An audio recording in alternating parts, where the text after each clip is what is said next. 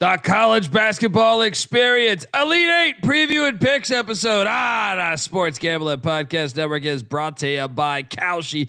Make real money predicting sports, people. Kalshi is available in a ton of states, and you get $10 free with our promo code. That is SGPN. That's Kalshi, Kalshi. Promo code SGPN. Remember, as always, folks, to let it ride. Hey, this is Derek Stevens. I'm the owner of Circa Las Vegas. You're listening to SGPN. Let it ride.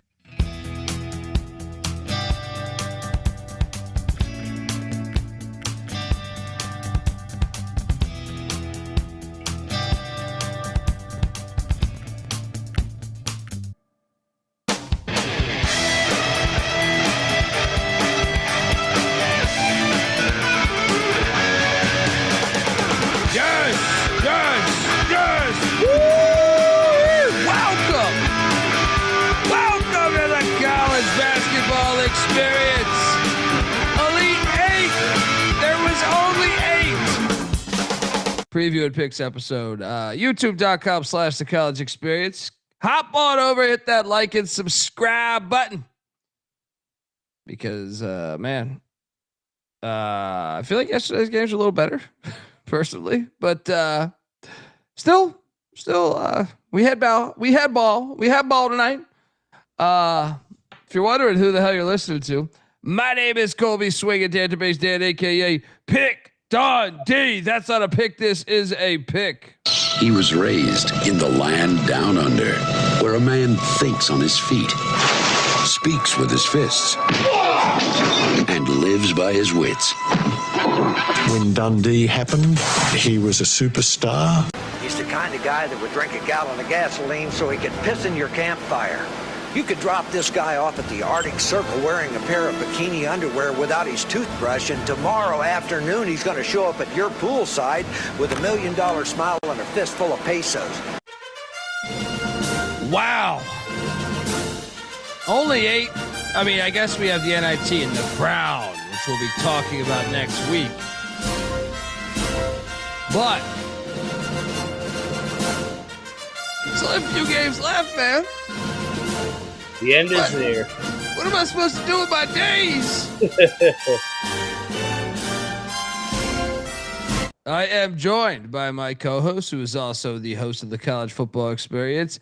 Give it up for former staffer at Austin Peay with the Governor, South Carolina with the Gamecocks, and West Virginia with the Mountaineers, Ryan McIntyre, a.k.a. Moneyline Mac. What's up, man? Can I have my bear down shades back? I'll overnight them to you. All right, let's go. What a bad night for the sport. Fuck this game. Fuck this tournament. Fuck this tournament. Fuck that all. Fuck everybody. Whoa. He's not vibing right now. Maybe this will pick up his feet. Yeah, that's what I'm saying. It's Macklin night here. What I say, I'm at a Mac. Better the money gon' fall. Money I'm Mac in a major way. Oh, those tacos from Billy Ray. And a mimosa is the way. Ask your girl how my money the cold mountain is. That's what it's ring. First to give your girl a crazy dream with 3 8 kids. Remember the gas up. I'm the king who gives your girl her ass rub. You do give a good ass rub. The word on the street says. Got a few DMs from a few gals saying you're known for your ass rub. I do like a nice ass. You know, I like the Latinas. They do have a nice bottoms up. Can you give the Big 12 an ass rub? We are joined by third man in the booth. He is the host of the College Baseball Experience. Give it up for Noah Bieniek. How are you, pal? Oh, I'm doing great, Colby. I mean, I'm going to push back right away saying, oh, it was a terrible night for the sport. The terrible night. Get out of here. Tennessee is 1 win away from the program's first Final Four appearance in history. And it's Rick Barnes. That shit ain't happening, though. That guy, shit ain't happening. I'm just saying, storylines galore. Sure. I mean, TV got exactly what they wanted with UConn and Duke up against each other. And then you've got Iowa, Illinois for a Finals 4 spot. I mean, come on. That makes me really excited. Yeah, I mean, I am excited. I mean, I'm just here to piss on the parade that was the big and fuck strong this, fuck Big this 12 that fell apart in the tournament. Once again, the Big 10 always chokes, but Whoa, time out, Beanflick. How old are you? How old are you? Elite 8. Whoa. Time out. Tied for the How old most are you, Elite Beanick? 8 teams ever from a single conference. Hey, and the fake news, expansion Beanick. didn't How old matter. are you? The Beanick, how old are expansion you? didn't matter. What year were you born? What year were you born? Why does it matter? Why does it matter? Tell me. Why does it matter? Because I need to know. The audience needs to know what year you were born. Why does it matter? Because I'm asking you a goddamn question, motherfucker. Answer the goddamn question. I ain't answering no question. Because you were not born the last time the Big Ten won the goddamn national championship in your fake ass, phony Tony Noah Petiti league. You guys suck. I don't want to hear it.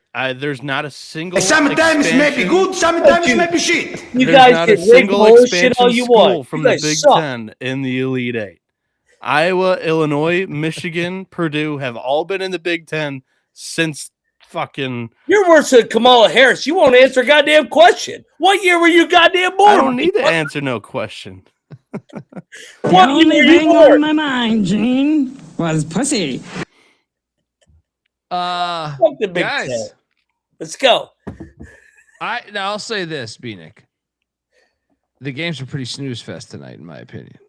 I mean, there were two close ones, but I would say yesterday's Michigan early State UConn slate was a blowout for a long time. They Yesterday's got back into it, but yesterday's early slate set the tone that Yes. the rest of the Sweet 16 Yes. could not match. But I will say, like, I think it's not a bad night for the sport when you've got a 9 seed and a 6 seed in the Elite 8. Terrible night for the sport, bro. And there's guaranteed to be a 4 or a 9 seed in the Final Four. Like, come on. God. That's not a Here bad comes Noah night for Petiti. the sport. Big 10. Why don't we just jerk them off? This guy still has like one of the best teams from his all high and mighty Big 12. I mean, we're gonna fuck everybody up, but I like seeing the other leagues do well too. Clark, I'm referring to every game except the St. John's game.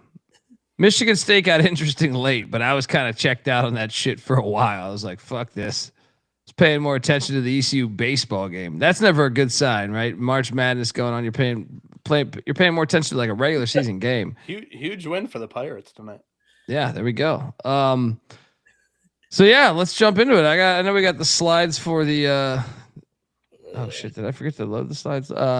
Anyway, I'll do that in a minute. Yeah. Let's start with Thursday. The old fashioned recap of the slate and yes, let's start with Thursday. I had Texas on the money line, which sucked because I mean I did take the points too, so I hit on that. Oh, wait a second. Oh, wrong day. Hold on. You're like a lie, but does not know what the fuck we're talking about. Hubert Davis got fired. There we go. There we go.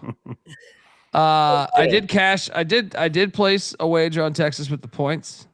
But I did sprinkle the money line, and the money line was fucking live. It should have. Oh my god! It should have fucking hit, man. They should have. Yeah. Nice win for Purdue. Look at Rob coming in here. Woo. Woo. Donaldson's the fucking man, dude. Absolutely. I know he's jacked up. He was sending me videos of some fucking bar in fucking Ireland or in Iowa. Might as well be fucking Ireland with the amount of farms you guys got, right? What a fucking win. We'll talk about that in a second. Donaldson's the fucking man. If you're not checking out Rob Donaldson's picks, YouTube, I'm telling you, guy knows what the fuck he's talking about.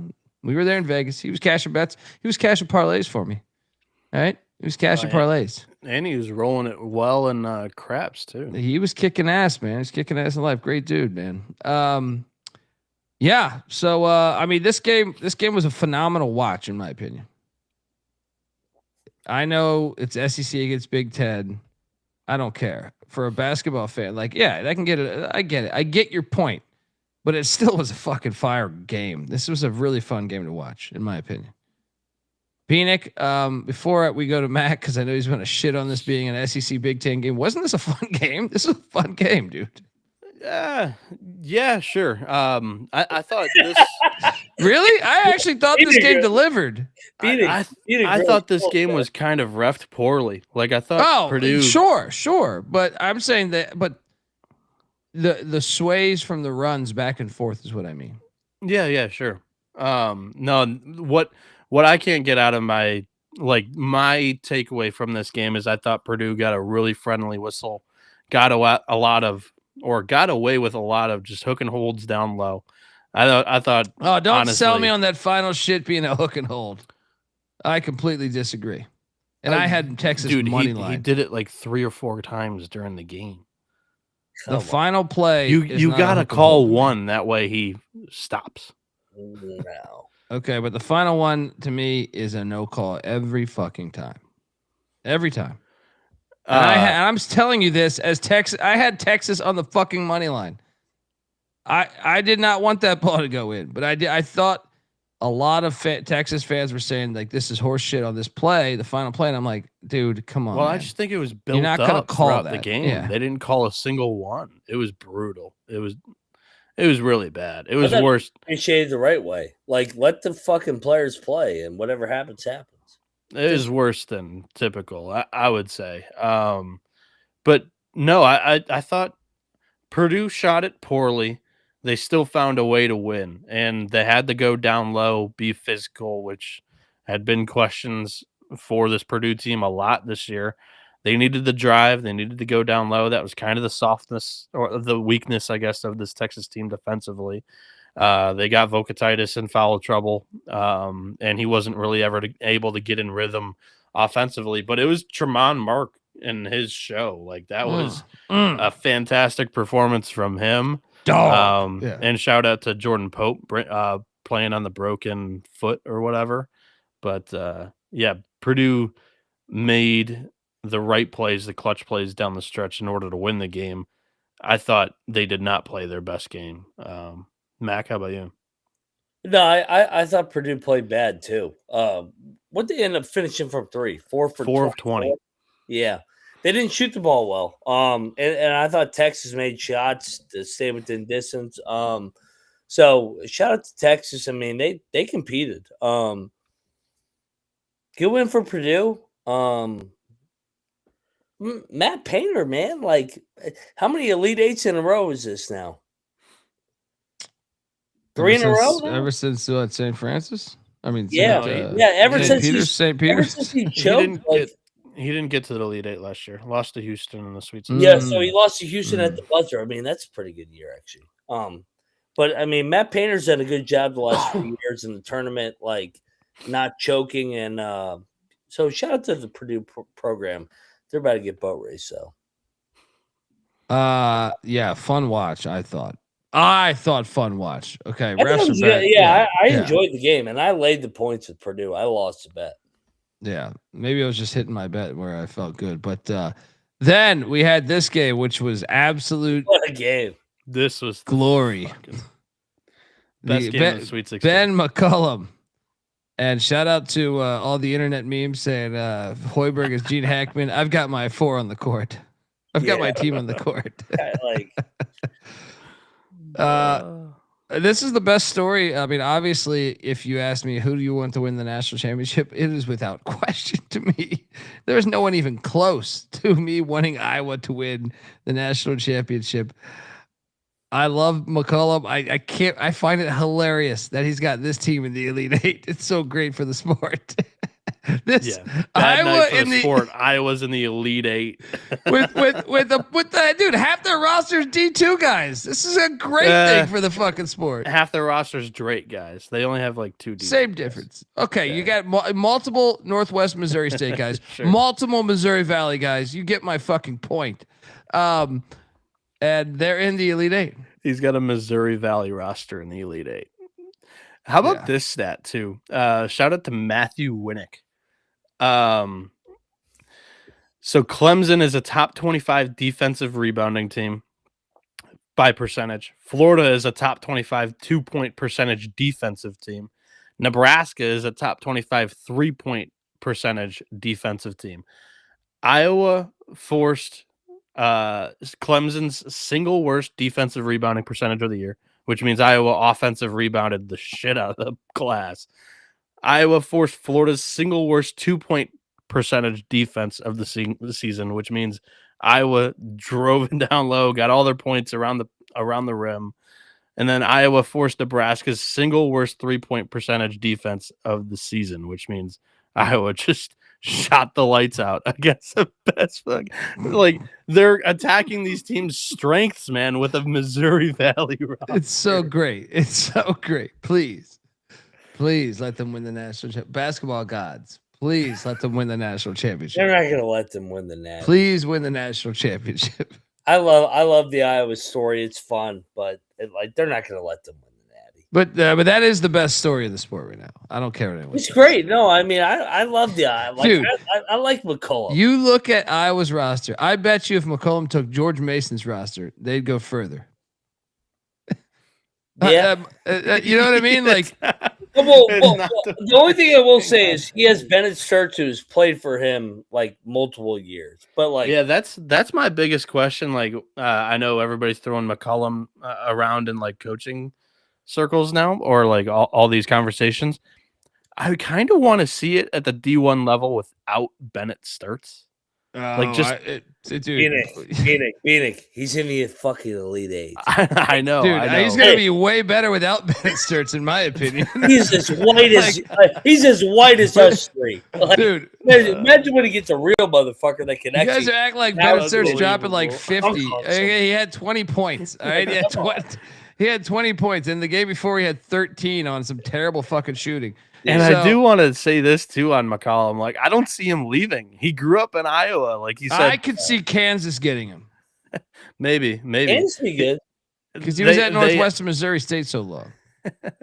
They asked him about some coach, like whether or not you think you coach or you idolize or like embody this coach, and it's some current coach that's outstanding, and it might not even been a basketball coach. And he goes, no, I see myself more like Kirk Ferentz. Like, this guy's not leaving. I hope so. Please shout out to Chris giving us $10. Well, he says watching the show is a cheat code. I've definitely tapped into the matrix. Listen to you guys after a while. The lines are like ones and zeros. Best college sports show out there. Much support. Hey, thank you, man. The comment is actually nicer than the fucking donation. Both are great though. And thank you, man, and appreciate the kindness. This is fucking game, dude. How do you only have 4 guys on the court? What the fuck is that? I don't know. I've watched a lot of basketball. Mac, like, you're on the bench like before, right? Like, how does that happen, man? Well, it can't happen. But I wanted to, I do want to defend Hoiberg. They had an unbelievable year. Like, you still fucking taking it. Dude. Look, you're right. But come on, dude. How do you fuck that up? I know, and I'm a big Hoiberg guy. Like I'm loyal to the mayor, and he's a hell of a coach. Like, you can't make that mistake. But at the same time, Nebraska's in the Sweet 16. Like, they're here to stay, in my opinion. They're gonna spend. Money. They're gonna throw that money because their football life is over. So in basketball, that rules that ass kid. He can't even fucking call him. I think they found something there, and they'll be good for the years to come. Same with McCollum, as long as he stays. I said this when McCollum got hired. I was like, give this guy 2 years to build a roster. Just give him a few athletes, and they're gonna be national championship contenders, dude. But now they are this year. They're the final fucking 8, Elite 8. What the fuck? What a great! This is where I would push back, Mac. This is great for the sport. This is Indiana. This is like Indiana. Tonight was a bad night for the sport. Last night was all right. Tonight was a terrible night for the sport. I still can't get there, man. Still can't. Hey, Charles Barkley, terrible night for the sport. I love, dude. All time. Terrible night. I saw on social media, like, Bennett Sturts in Division II got to the Sweet 16. And he's only become like a second team all Big Ten player, and he's in the Elite 8. Like, what? How in a year in between, like at Drake, which they did win a tournament game, he's in a. No, he won the first tournament game at Drake since like 1973 or some shit. That too. So he like his 1 year there, he still like was like the greatest thing Drake's had in a long time. And shout out Tate Sage, he was money in this game off the bench. The shooting, dude. There was like 5 or 6 possessions I felt like in a row at one point where 3-pointers were made. It's like, is anybody gonna miss in this fucking game?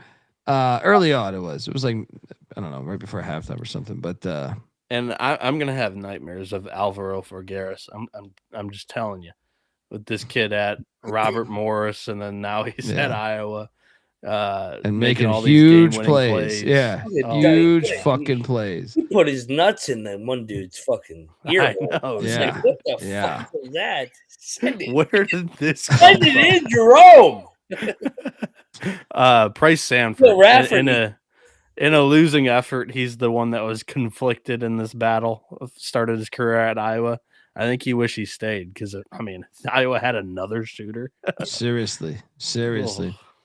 Phenomenal game there. Cashed on Iowa as well. So it started out 2-0, and then this happened. Whoops. Wow. Whoops. I don't know why I bet any other game. I am not betting against this team. This team is a juggernaut. Yeah. Blowout. Dude, watching this game, I was like, just get one stop. There was a point where like I was like, just give me one stop. I don't think it happened for like 25 minutes. It was was just like, they haven't stopped him for so long. What were you gonna say? It was impressive how they just self-imploded with like 12 minutes to go. They just quit. Self-imploded. They got annihilated the whole night. I mean, like 12 minutes to go, you're down like 18. VCU did it to North Carolina. Arizona's right? by far the best team in America. The only way they lose is if they beat themselves. Like this team is a wagon. And Nick said it was an Arizona home game in San Jose, so the Razorback Nation did not show up there. I did hear them through the television early in the game. Didn't hear them in the second half. They give them 110. I mean, I thought I was watching the goddamn 2002 Lakers. They were fucking putting their nuts on Arkansas the whole night. Yeah, that was rough. That shit was rough. I mean, Calipari's presser was hilarious. He's like, that is a really good team. Well, he said that in the middle of the game. They did their mid-game interview, and he's like, I just want to say, first off, they are really good. Thanks, Cal. They're a 1 seed. They're also 40-2 right now. Like, we know they're good. Yeah. Wow. They're the best team by a mile if they don't do this to yourself, dude. They are by far the best. Don't do this to yourself, dude. There's a team in maize and blue. If they don't do this to yourself. No. That team in maize and blue is good, but they're not even close to this team. I got my to quote Calipari, my bear down glasses on. All right. These were a fucking $100 pair of fucking bear down glasses I got. This is UConn from 2 years ago. This team's a wagon. They don't even make threes. They kill you. My over was a no sweat bet in this. Oh my god, dude! Why did I not tell you on that? What am I? They were 5 for 8 from 3, and they won by 27. Like, what? This game, dude, I'm telling you, there was a sequence in this game where I was like, okay, Arkansas, it's double digits, but let's just get one stop and build on it. And it went for like 20 minutes, dude. They could not get a stop for like 20 minutes. It was really terrible. I was like, I was explaining to my wife, I was like, this is unbelievable. They haven't they've scored on 20 straight possessions. I was like, hey, this is unbelievable. Yeah. Arkansas has done that a handful of times this year. Yeah, but you can't do it in this game where you can't. Yeah, with 4 days of prep, you can't. Bad play there. And then I think the shocker, I was asked this question actually on VSiN tonight. What outcome was the most shocking of the Elite Eight? Of the Sweet 16? And I said this one without question, because they were playing at home and they were ass doo-doo play. Only shot 2 free throws, and it was with a minute left, which as much as Kelvin Sampson will want to bitch about that, I put this on fucking him in Houston. Like they did. Look, I do think Illinois maybe would have won a lot of these scenarios, but you have to attack the fucking basket. What the fuck was I watching? Yeah. They were not driving on these guys. Yeah. I mean, they were afraid of the size. They did not want to go in. Well, I mean, they weren't getting a call either. Still, dude. In the home arena, you didn't even test it. You did not. I don't even think this was a I don't think this was a horribly rough game. I mean, I think they just have to be more aggressive. This was on Kelvin Sampson to me. I love Kelvin Sampson. People know this. This one was really bad, man. This was a really bad look for him, in my opinion. Like this was like they should have made adjustments at least at the half and said, let's attack the fucking basket. When you look at your shooters and they can't hit water if they fell out of the boat, like, hey, let's try to switch something up. And they were letting Sinak shoot. Illinois was like, that wasn't the answer either. You had to get your guards and drive, which is what's happened against Illinois. Basically every single loss that they've taken this year is they've just wilted away in the second half defensively, and it turns into a layup line against them. You gotta go in and be physical. Yeah, and Mark, I mean, wouldn't you? It was in Houston. Well, I mean, you know what I mean? Like, I will push back though. If you go in and you're getting fouled, like that was not a terribly ref game though, dude. Yeah, no, I Purdue, Texas. I think you got something. 20 more free throws. Come on, man. Houston wasn't being aggressive, wasn't forcing dude. The issue. No, it was that was what was frustrating is they were not trying. They were like, all right, let me shoot this fadeaway, this like 12-footer. In the first half, they weren't going to the line in the first half. They shot 2 free throws the entire game. Look, he's probably got an argument about that a little bit. He's probably got an argument about that. By design, my fucking ass. Come on, but man. this by design of Houston's offense, they did not force the issue, dude. They got their ass whooped, Mac. There's no way you can like tell listen. Me that Houston refs played were the like difference in the game. absolute shit, but like 2 free throws the entire game. I mean, what's the last time? What's the last time we've seen a team in the Sweet 16 only shoot 2 free throws? Sweet 16, maybe like regular season. When's the last time? Yeah. Ever. Yeah, that's fair. And if I'm Kelvin Sampson, you bring that up. Are you shitting me? You bring that up, but at the same time, I didn't think it was a terribly rough game. I thought it was. Yeah, and like, I don't think free throws changes the outcome of this game. I really don't. No, Illinois whooped their ass, dude. Yeah. I don't care if they're calling if they call 6 more fouls. Illinois is still whooping their ass. And Houston couldn't make a shot. Like, Mag, you texted us on it yesterday. Like, off the cuff, you were throwing guys under the bus because they had the worst shooting output all season. Like, it happened. That's what it was. I mean, I'm calling for let's press her ass. Well, one way to press her ass is let's make some free throws and we can set our defense. 2 free throws. And Illinois shoots 22. Illinois only shoots jump shots.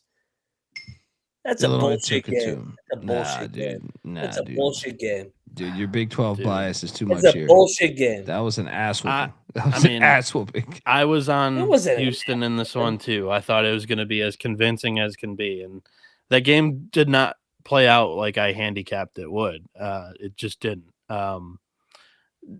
Houston was settling for threes and mid-range jump shots that I didn't think they would do in this matchup, and they were. I didn't think the Euros would be the aggressors. 2 free throws. No. That was the shocking development there. 2 free throws. Fair, but dude, they could have had 20 took free throws. 32 threes. It was not in the game plan to go down low. But Bieniek, how many threes did they take in the last 2 minutes when not many. No, they actually started to try to get down low and drive in the final. That's when the 2 free throws came, was the final 3 minutes of the game. Man, hang on before we talk about the next. There's no way. I'll tell you what. There's no way Illinois was an aggressor on the offensive end in that game. No way. Illinois on the offensive end. Fuck no. Did you watch the game? Yeah, I watched the whole fucking game, rotherfucker. I don't just rely on KenPom. They just controlled the entire pace of play. They got whatever they wanted offensively. No, they did not. They had JoJo in foul trouble, and they did whatever they wanted to do. They made a bunch of threes, and that's how they won the game. They made 9 threes. They didn't win the game because they. How many did they make in the second half when they stretched the lead from 2 to fucking 17? I thought I'm the one that looks at. I have no idea. Well, you don't watch the games. We know that. Okay. That's a bullshit narrative. Like, Houston got fucked on the whistle. Yeah, Houston did not play well, but 2 free throws? Are you kidding me? I'm with you. They probably should have 2 free throws too. Like, what is this? I mean, dude, they didn't force. They were not in the game though, dude. What are they, Bethune-Cookman? They're not built to come back from a lot too. So like, they're not built. That's bullshit, man. That's bullshit. Illinois whooped their ass, bro. Illinois was the better team, but like, I'm calling out the officiating crew. 2 free throws, the whole game. Okay, I mean, I just don't think it was that. This isn't a bye game with the SWAC team. Illinois was just running. Actually, I thought their offense was great. They had some beautiful cuts inside. It was like they had a good game plan. This is like something that I have never seen ran this honestly well against Houston. Some of it had to do with Tugler off the floor for about 10 minutes or whatever in the second half, but yeah, they played very well, dude. Yeah, Illinois. They played well, but like 2 free throws, Okay, even if they shot 10, they would have lost, but they would have lost, dude. Yeah, I agree.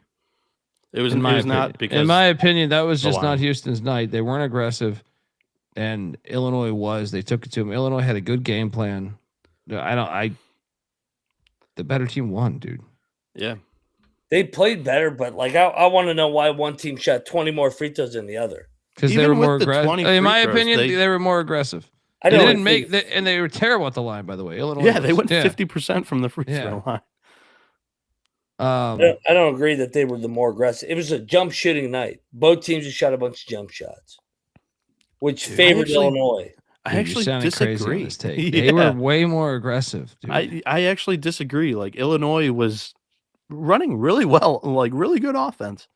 They had a lot of cuts and baseline drives that I thought Houston, for whatever reason, they were off offensively and defensively just didn't have it. 2 free throws. I agree with the 2 free throws. If I'm Kelvin Sampson, like Cookman shoots more than 2 free throws. You're sending that shit in, being like, we should have more than 2 free throws. But at the same time, like, I would also tell Kelvin Sampson, like, you should have told your team to be more fucking aggressive. Well, they're not. They were well. I didn't think it was that. I didn't think. Shooting more than 2 free throws. Okay, but they should still shooting more than 2 free throws. Well, then put more effort into putting it on the refs. Then they didn't. Yeah, this is right from Zielinski too. Like, Merkovic, there was in the first half, between the under 12 and the under 8, there were 3 straight possessions where they ran it right through Merkovic. He backed down whoever was defending him. He went up for a layup. He kicked it out for a 3, and then he hit a cut, like, for a layup. Like, they had good scheme. Dude, they got out rebounded severely, right? They got like points in the paint. Illini won that battle, obviously. There was no scenario. I mean, like I said, even if you get 3 or 4 more calls, which, okay, I'll even meet you in the middle there and say maybe 2 or 3 more calls, 4 more calls. It's Illinois still whooped their ass. This was a clinic. This was a fucking clinic on an ass whooping, in my opinion. Yeah, and I'll just go back to, like, I thought game plan wise, Houston offensively, I don't think it was the right game plan to take 32 threes. I don't think that was ever, what I would have thought they would have done to win. And then when you look at it, and you had Uzan drop 6 points, you had Kingston Flemings go 4 of 10 from the field, only get 10 shots off, only have 11 points. Brian Sanders is spot on here. From deep. Brian Sanders spot on there. Houston waited till the final 4 minutes to get aggressive. I was texting you guys about it mid-game. Yeah. Which is part of the reason why I went in live on Houston's money line. I was like, they have to make this adjustment. They haven't done it all game.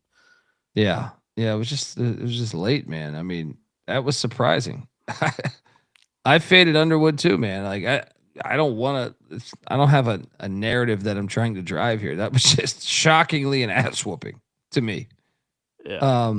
I would just like to be on the nice side of a 20-point differential and free throw discrepancy. Sure, but dude, it always seems to go the SEC or Big Ten's way. That's all I'm saying. Okay, Jeez, but I would there a say free source where I can pull up the shot chart? Because I'm actually curious on this game. I would say though, if you want that, like, and I'm sure Kelvin Sampson would tell you this. If we want that, you have to be the aggressor, and they were not. They were not, in my opinion. Like, okay, maybe they should have blown the whistle a couple more spots here or there, but you have to put that on the fucking refs. Then you have to attack that, especially against a fucking Euro team too. Like that shit to me, like should have been the game plan. Take it to them, yeah. They took the crowd out of it, like immediately. They built a big lead, and that place was not as live as we thought it was going to be. That was a big part of the handicap too. Yeah, actually, there was a lot more Illinois fans too than we probably forecast. They're a good fan base, they're man. crazy They're good fan base. Yeah. There's a shot chart on ESPN. I don't give a fuck what the shot chart says. You might, because it actually is a little bit more than I even thought for Houston down low. I don't know how much of this really matters, but it's way after the fact. But that's a good amount of attempts from down low. Yeah, I mean, it kind of need to know the game script of it, though. Yeah, you know what I mean. Like second half. Yeah. Second half versus first. Oh, there's only 6 down low in the first. Yeah, that's what I'm 3 saying around right the rim. That's what we remember. And actually the first half was still kind of close. It was early second half that I think it got ugly, but then late second half is when Houston got aggressive. Yeah. I don't know. It was disappointing, man. I had Houston winning the Natty. I fucking want Houston to win the game, and they should be mad that they only had 2 free throws because in all honesty, Bieniek, I can't recall a game off the top of my head where a team only shot 2 free throws. Yes. No. Yes. I'm with you guys, but they didn't.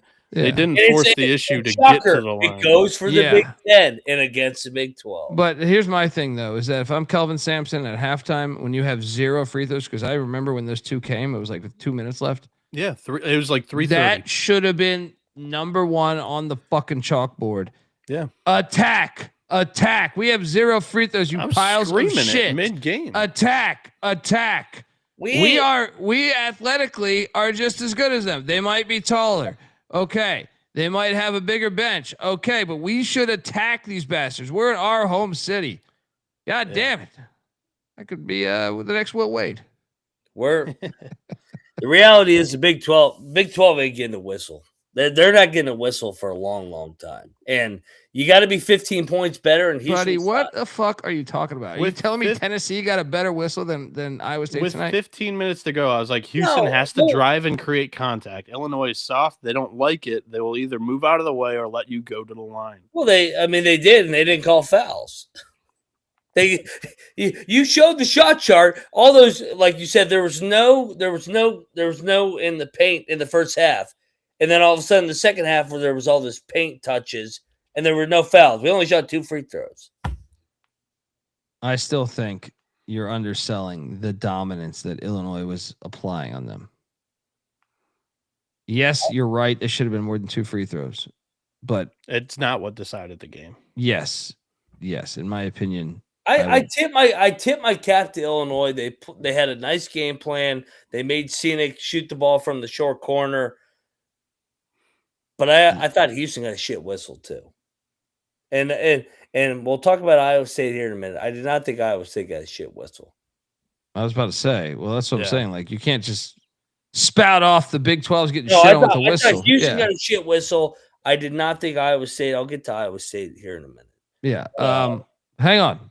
Folks, want to tell you that the college basketball experience is brought to you by us. Yes, we are part of the Sports Gambling Podcast Network. Baseball is back, and so is the MLB Gambling Podcast. Yes, I had the Dodgers tonight. They fucking somehow figured a way to win that thing. Daily Picks Podcast breaking down all the MLB actions available on the MLB Gambling Podcast Get it on the SGPN app or wherever you get your podcast. I did have someone message me saying I listened to the MLB gambling podcast and you got a fucking British dude. Yeah. Hey, they were shitting on him because he's British. Let me tell you about my Mal boy. is Don't fucking judge man. him. He is a great fucking guy and he watches a shit ton of baseball. I would ask for you to push that English accent aside and he's funny too. He's a very funny guy. He's a great dude and he's knowledgeable about baseball. So I didn't respond to this individual because this is my response. All right. Don't judge a motherfucker from where the fuck he's from. He knows baseball. He studies baseball. He watches a shit ton of it and he's a great fucking guy. Next, check out that podcast. We're also brought to you by SeatGeek. Look, maybe you're in Houston and you're disappointed in your Cougs and you say, damn it, I thought for sure we would be in the next game. All right. But check this out. You got a great game between two teams that have kind of been four into the Final Four. I guess Illinois in my lifetime's had a couple runs, but it's still a fire game. I know it's Big Ten country, but who cares? It's great college basketball. Get out to a game or any of these games. I mean, we got games in DC, San Jose, Chicago, fucking NIT at Hinkle Fieldhouse. Let me tell you something. I've been to Hinkle Fieldhouse. That place is incredible. People always talk about going to Lambeau, and I've been to Lambeau. It's one of the better places to visit the NFL, but Hinkle will destroy that shit. Go to fucking Hinkle. That place's history is incredible. The fucking the Crown is in Vegas. You got all this other stuff. College baseball is going on. MLB is going on. Dodger Stadium. We just talk about the Dodger game. I love Dodger Stadium. I know the history of that stadium is fucking terrible, but what's done is done. When you show up there, it's a good fucking game day experience, in my opinion. Hit the shortstop bar before that. Get fucked up. It's a good time. You can catch some great music. But point is, get out to games. Have a great fucking time. Life, you're going to be dead one day. What the fuck are you doing? Trying to save money? What the fuck are you doing? A fucking asteroid can hit us while I'm talking. All right. Get out the games. Enjoy life a little bit, you losers. All right. And SeatGeek is perfect if you don't want to sit in the house. You want to get out to ball games. Not even ball games. You want to go see goddamn, I don't know, some band. Summer.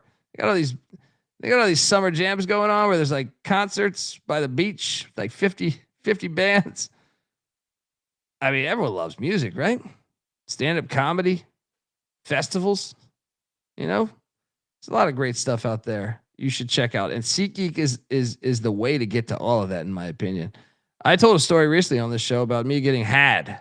Well, I almost got had. It took me a while to not get had on a ticketing app because I bought a Duke baseball ticket when they were hosting regionals for my brother. And then the ticket never arrived. And then they tried to take the high road on it. Like, they're just like, no, it says, we sent this. And I'm like, no, I never got this. And it took about 6 months to figure this thing out, but they finally gave me my money back. But it was very shady, in my opinion, what they did. Well, that's not going to happen at SeatGeek because SeatGeek has your back. Every ticket is backed by their buyer guarantee, and each ticket is rated on a 1 to 10 scale. So you're getting a good deal. So look for the green dots. Green means good. Red means bad.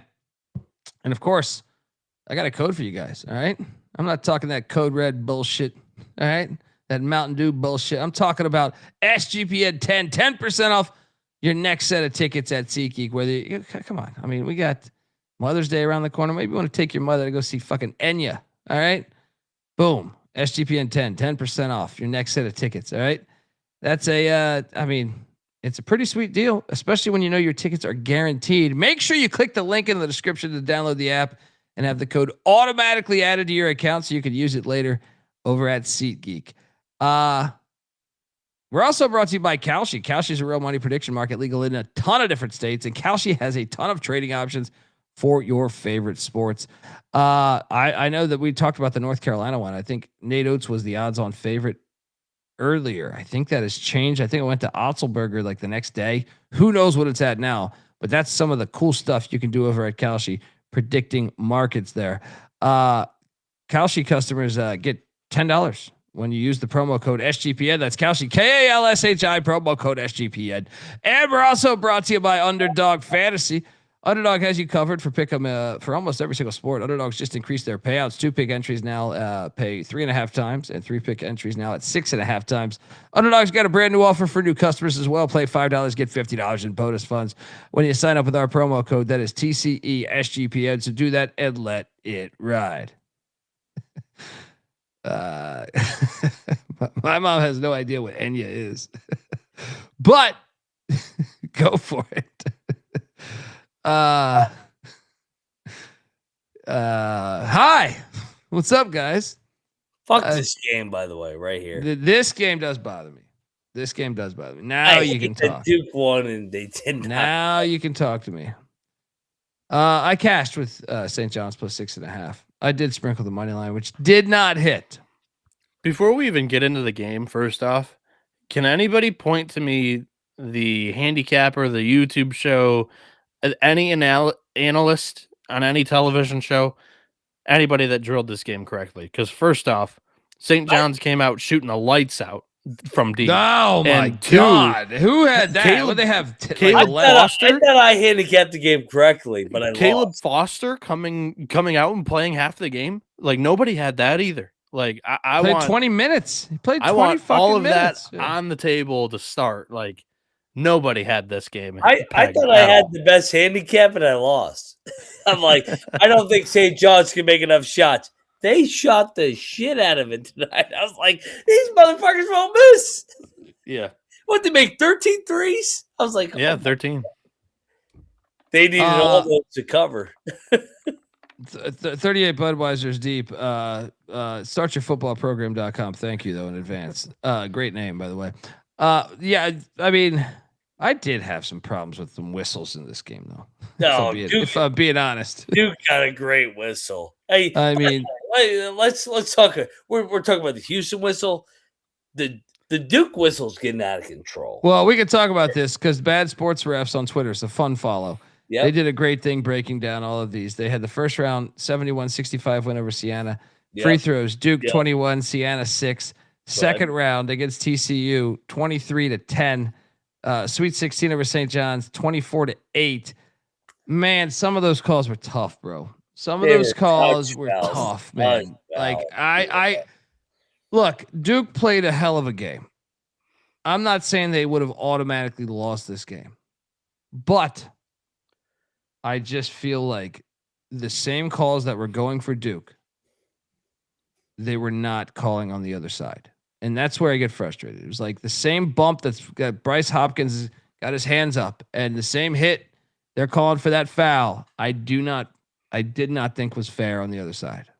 And that's the problem. Some of them were flat out fouls, but I'm saying like there was a few in pivotal points where I thought, man, come on. You know what I mean? Last 10 minutes. Big time. Like, yeah. And I had Duke. St. John's got fucked.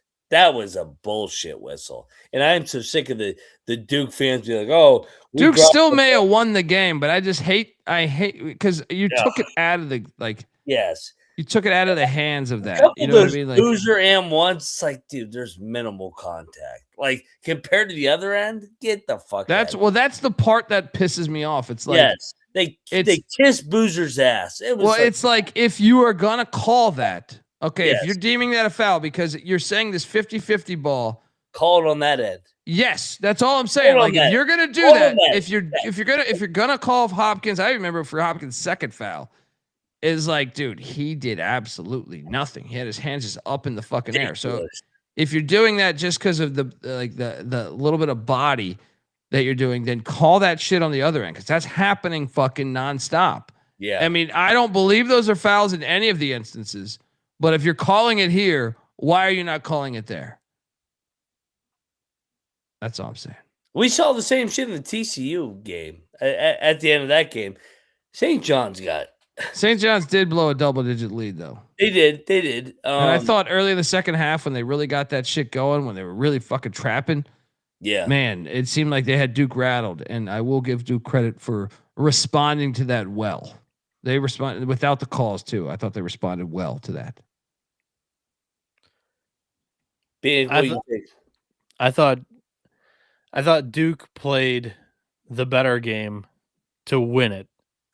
I'm more pissed off that Foster played 20 minutes and he played so well. How I handicapped that game was that Caden Boozer had coughed up the ball a couple of times, and Cam Boozer was a turnover machine. And just having a true point guard on the floor that's been there around the block for a couple of years in college basketball, I thought was all the difference. And he had a good game. Like, that's what kind of drove me crazy, is because I didn't see anything that this kid was going to play today, or really didn't trust any of the reporting. I mean, this guy had surgery 3 weeks ago. And he played very well on the ball for a lot of his 20 minutes. Like, I thought St. John's was going to create more turnovers than they did. Yeah. See, but one or two more, I think, is the difference of the game. I don't see. My thing is, like, I thought the whistles favored Duke, but I still think Duke could have won that game. I'm not going to go ahead and say like St. John's would have won that game had the calls been. Yeah, I do think I don't have the stat in front of me, Colby. Do you have the second chance points in front of you? I do. It was second chance points or points in the paint. Points in the paint. Duke. That was the shocking thing. Even at halftime, I was like, my handicap was way off on this fucking game. So I know that's why I'm kind of tilted. I cashed, but it's like I was totally off. I did not expect Duke to dominate the paint 40-28. Now, if some of those fouls account for that, maybe it should have been more also, like 34-28 or something. But a little by design too. The Johnnies had Ejiofor hanging around, at the perimeter a little more than I predicted as well. Yeah. Fast break points were dead even. I mean, second chance points 15-6. Duke won that. It wasn't as big as I actually thought, but yeah. I mean, Duke, how about St. John's though? Just 4 for 8 from the free throw line. You fucking bums. Well, and that's your fucking game right there. They didn't convert on their second, like on their offensive rebounds. I remember that, like, they're kind of wasted throughout this game. It's like, convert. Like, you're getting these second chances, and they were just forced into tough looks. Duke's defense down low is all right. I never thought they would shoot 13-32 from 3. That's what I was about to say. I was doing my pal Gabe Morency's show at halftime, and he's like, "What do you think?" And I go, "I thought if St. John's had made, I think they had 9 or 10 threes at halftime." And I was like, "They're like 8-16," and I was like, "Oh shit!" Like, I don't know how they're gonna hang in now. Well, no, I would have thought they'd be up 20 or 12 or something. They were only up like 1. They're up 1, and even that, like, they kind of like lucked into being up 1 at the half. Boozer played his ass off, I thought too. I mean, I don't know. I mean, like, even though Boozer gets every fucking call, what is this, the NBA? Like, this shit's unbearable.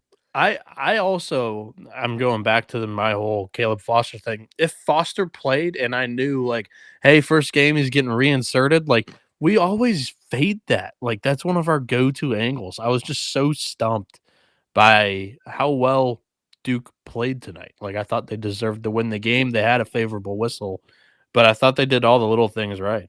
And I mean, you're probably right that Duke would have probably won the game. It just bothers me sometimes when I see like the same thing on literally the next possession. I'm probably blowing it out of proportion because I get so angry at it. When you see exactly like there was an instant in the first half where Bryce Hopkins picks up his second foul for his arms being straight up, and the guy I think it was Boozer. I could be wrong, but he just kind of goes into him and then goes up. And he gets caught for that foul. And on the very next time down, St. John's does the same exact fucking thing. Misses, no foul. And I'm like, no. He did the same fucking thing, dude.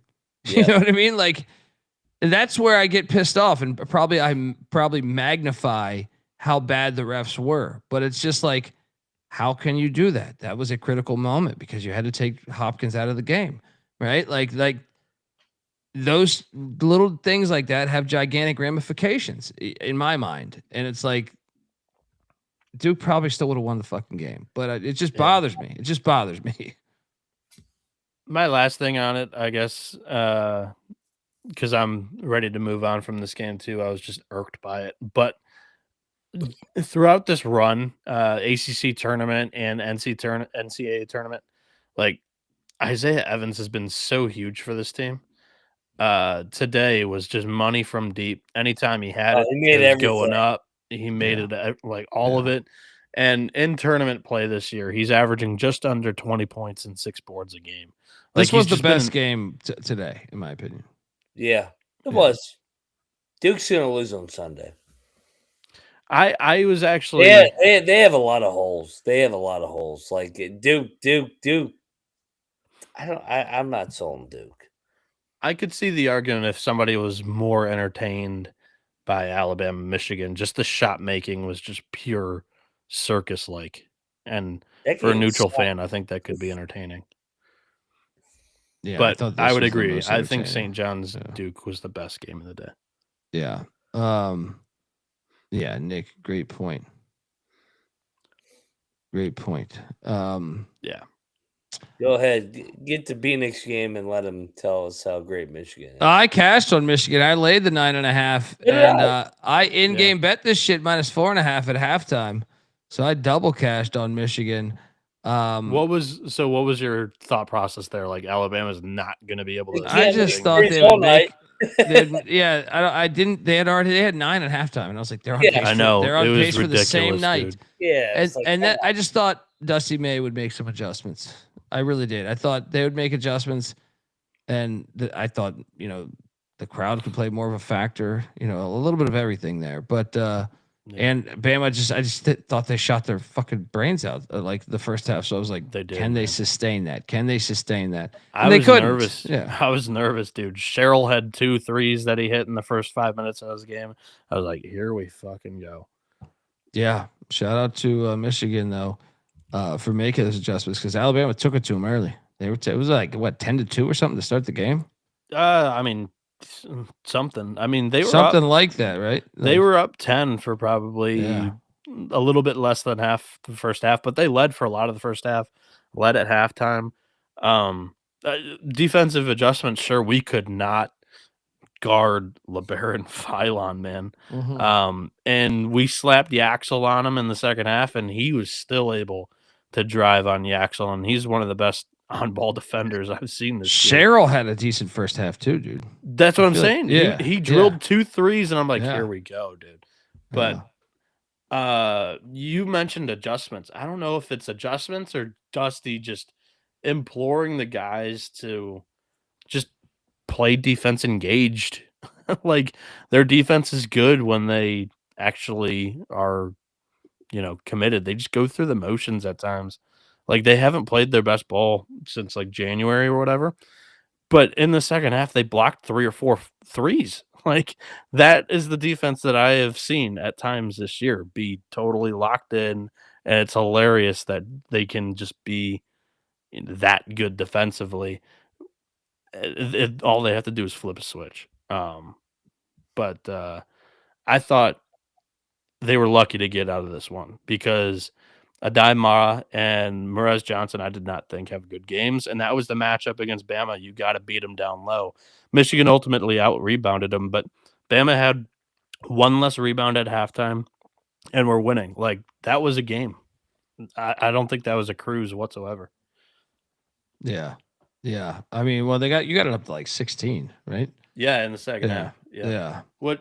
That's happened. You got them out of their rhythm in the second half. To Clark's point, like I felt like you slowed that game down. Their size and athleticism, I thought bothered Bama. Eventually, that was going to come to. Yeah, and Edward, Bama's a fraud team.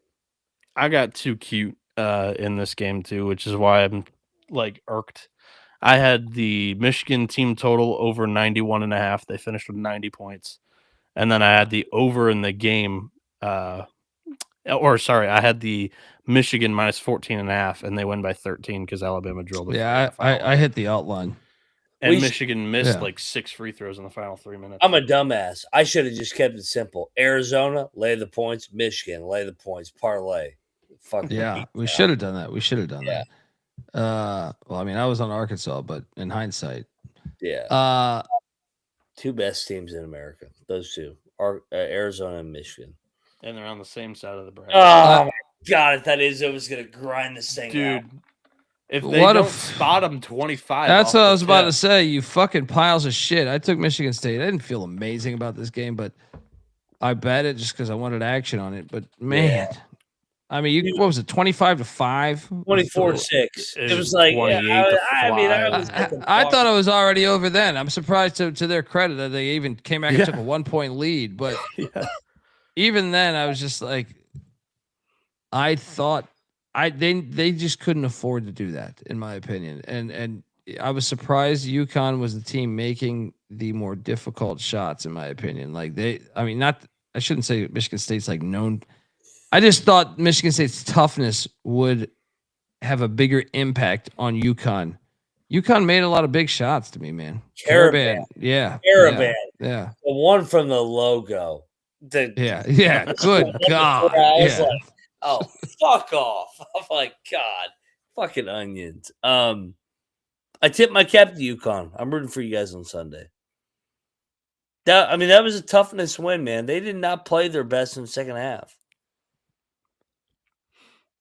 Yeah. We lost Colby. I didn't even know he froze. Yeah. Interesting. Yeah, he was having computer when you weren't in the stream yet. He was having computer troubles and had to restart it. So, hopefully it's not Wi-Fi related or anything like that. But gosh, you ask Michigan State to do one thing and they couldn't come through. The Big Ten had a chance to be the all-time most Elite Eight teams in history of the NCAA tournament. Michigan State unable to do the job. Sarah's Reed at the free throw line, dagger free throws. Michigan State has carried this sorry ass league for a long, long time. Michigan's carried it more recently. Michigan State has carried it. Michigan's carried it more recently than State. Michigan State has the last natty. Get out of here with that bullshit. To your point at the beginning of the show, that was a long time ago. Oh, fuck out of here. Michigan State has been the horse in this league. Since like 2018, it's been Michigan, my friend. Michigan? Yeah. Michigan's got the most Sweet 16s in the league in the last decade. What about natties? Gosh. What about natties? Final Fours. What about Final Fours? Izzo's got like 8 Final Fours. Actually, Michigan's got more Final Fours in the last decade, too. What about in the last 25 years? It's State. Yeah. Yeah. Sure. They're still daddy in the league. But I Michigan is a good program, but come on. The league still runs through Michigan State. I actually like that. I think Izzo's more motivated than ever before. I think it's great for the rivalry. All right, here's the him thing. Getting swept and then getting bounced in the Sweet 16 to UConn. Like I think that'll motivate him this offseason because he's got to do some work in the portal. He ain't doing work in the portal. He's got to. I mean, the recruiting class is fine. He's got Fears coming back. He's got to shore up the front court. By the way, Fears sucked tonight. Fears sucked for the tournament, by the way. He had more turnovers than field goals made. We should be playing Duke on fucking Sunday. That was my favorite stat. I retweeted it. Financially, it was because I was invested on Michigan State. Jeremy Fears had more turnovers in the NCAA tournament than he had field goals made. He had 13 turnovers in 3 games and only 10 shots made. I wish he had kicked somebody in the balls and got thrown out so we could have won the game. He sucked. He sucked tonight. Jeremy Fears sucked tonight. He did. I was watching VEASAN at the time, and Sean was like, "Come on, Izzo! Like, how do you not draw up a better play or whatever?" It's like, I mean, this has been what the team has been this entire Fears year. a retard. It's the He's a Fears retard. show, man. Dribbled off. He dribbled off his foot the one time. I'm like, bro, god damn, I could get Helen Keller to fucking. I could get Mateen Khalees in his fucking 60-year-old body to dribble off his foot. Come on. This has always been the truth. Magic Johnson could do what fucking Fears did tonight. That was ridiculous. Yeah. I don't know what the fuck you guys said for the whole game, but I agree with it. Next up, no, we were just talking about like it. I took it down the road of, but like, yeah, I said you ask Michigan State to do one thing, be the Big Ten, get the most bids ever into the Elite Eight. Oh yeah, they couldn't do it, man. They fell short. Bieniek has a rare Big Ten take, lost take. Big Ten sucks. What? All right, next up. Don't talk about this next year. My heart hurts. The biggest pile of shit program. Hey, Colby, it's just a high five virtually through the camera. I still bet Iowa State Bieniek just because I was like, they're playing Barnes. I'm like, they're fucking shit ass program. I never want to see anybody. I know Jefferson's out. I don't give a fuck. We'll back them all year long. It's just unathletic fucking losers watching you fucking cowards try to play. You suck.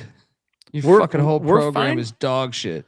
We're fine backing them all year long. It's just we can't trust this program to make enough shots 6 games in a row in an NCAA tournament game to win it. They suck. I can never take this program seriously. I can never. You can't take it seriously. Like, what do you mean seriously? Iowa State sucks. I take them every year in the tournament. What do you mean they suck? They're like in the Sweet 16 every year. That's what I'm saying. They got to get past that. This is the same conversation we've had all year. Like, yeah, they got to the Sweet 16. Yeah, you guys. They did it without one of their best offensive players. Sucks. All right, Barnes is the Elite Eight again. Like, we'll give him a round of applause. Congrats to TJ Otzelberger on another Sweet 16. Run it back next year. It's like he's at Iowa State. Iowa State's had guys though. What do we mean here? Yeah, Iowa is in the Elite Eight right now, bro. Yeah, that's a tough argument right now. Iowa State, like, all right. So Iowa's in the Elite Eight. What before that? What have they ever done? They've done nothing. Iowa. They went to the Sweet 16. I mean, Elite Eight's further than Otzelberger's gotten in Ames his entire career. Not even Otzelberger. I'm talking about everybody. My whole fucking life. Otzelberger also didn't have his best player tonight, too. Like, I'll give you that, but they weren't winning that shit with him. I'll tell you that. They may have. Tennessee didn't play. Listen, I'm as heartbroken as anybody over Iowa State, but like, if we're gonna walk away saying Otzelberger can't coach, like, no, I didn't say that. That's not what we said. I said that I don't take the program seriously. Well, I don't, and I'm only being honest because under Fred Hoiberg, they never got past the Sweet 16. Under Larry Eustachy, they never got to a Sweet 16. Now they play Michigan State in the Elite Eight. Oh, they did. Okay, what? And they got cheated by the refs too. Oh god. Okay, under Tim Floyd, they never got past the Sweet 16. Right? That was before you were under born. Johnny fucking Orr. Never got past the Sweet 16. They've been a shit program, dude. I want them to. They shot 39% from the floor tonight. You're not winning a game when you do that. Timeout. Shit program, or they choke in March Madness. I mean, this is just Colby's version of a shit program is like fucking Bethune-Cookman. Whoa. You're coming at my fucking Wildcats. Whoa. That was such a stray to Bethune. Yeah, that's how I had to get your attention. Bethune-Cookman ain't getting state resources. Say Chicago State. They're not getting some state shit. fucking resources here. I was thinking the Sweet 16 every other year. Like, yeah, we're disappointed that we lost. Well, I just feel like they're just pretenders. Like, I can't ever take them seriously. Like, okay, in the regular season, yeah, I honor them to be a solid program, but they're kind of like, who would I compare them to? Like, who's another the program Buffalo Bills with Josh Allen. Well, I mean, I don't even pay attention to that shit, but I mean, I would say like more so. I don't know, like a shitty Big Ten school. You know what I mean? Like, I did get the fuck out of here, man. I'm serious. Like, why can they never do anything in the tournament? Why? They look so shitty. They haven't done anything in the tournament. They've gone to 3 out of 5 Sweet 16s. Okay, but whenever they play, like, dude, they got a nice draw with Tennessee here, dude. Yeah. Yes, they did, but they also had their best player out. Tennessee and a home crowd. Who's an NBA player? That place was Ames North, my friend, or Ames East. You can't lose by 14 to fucking Tennessee, bro. It doesn't matter if, like, how much you lose. And it was never a game. I mean, it was Donaldson bringing that heat. $50. Ben McCullum has more Elite Eights than Otzelberger, Prom, Hoiberg combined. I think you can add on to that. I don't think what's his name got there either. Tim Miles, right? Larry Eustachy. Eustachy got dig it to the Elite Larry Eight. That was the one. Got them to the fucking Elite Eight, and they got cheated. And the game was in Detroit against Michigan State. Google that. They threw Eustachy. I remember it. Greg McDermott was at Iowa State for 4 years. Didn't even get to a tournament. You know, a good comparison for Iowa State would be like Tennessee. I mean, it is a good comparison. Tennessee, Yeah, it is. By the way, you guys are dodging your other take. Rick Barnes, coach, but Tim Floyd. I mean, when the takes Rick go, Barnes can't if coach they collide, man. Rick Barnes gonna fuck your Michigan boys up.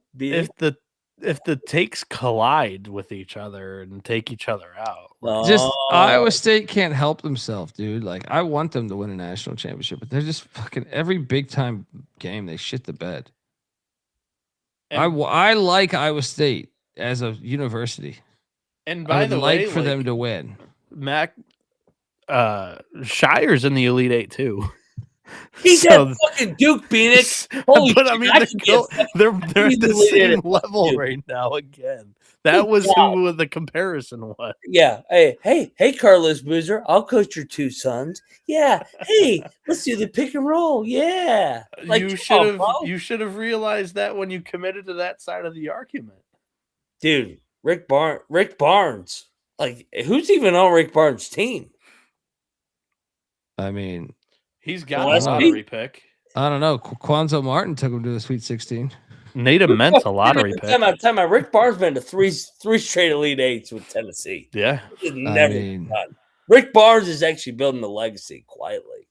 Yeah, Bruce I love Pearl's got him into there a few times. You know what hey, Colby, you know what it is? Rick Barnes is a choke artist at Texas because Texas is a bitch ass institution. I love how Barnes started at Clemson. It started at Clemson, then went to Texas. But yes, but at Tennessee, he has not been a choke artist for the not until this next game. Mac has found the fun storyline of the night, Colby. This has been his best run, though. This has been the best run. Yeah, no doubt. He's been to 3 straight Elite Eights at Tennessee. Yeah, I mean, Bruce Pearl took off his shirt and fucking jerked off when he went to 1 Elite Eight. Rick Barnes done it 3 straight years. Yeah, but Pearl got him there with 3 Sweet 16s? One. 3 16s, though, I'm saying, right? Yeah, but I mean, Barnes in 3 straight Elite Eights. That is impressive. Shout out to Rick Barnes. It is. And he's knocking on the door. I like Rick Barnes. Like, I do too. As a human being, he seems like a great dude. Yeah, because I'm an Iowa State guy, but if I'm gonna lose, I guess I'll lose to Rick Barnes. But fuck Iowa State. They frustrate me, dude.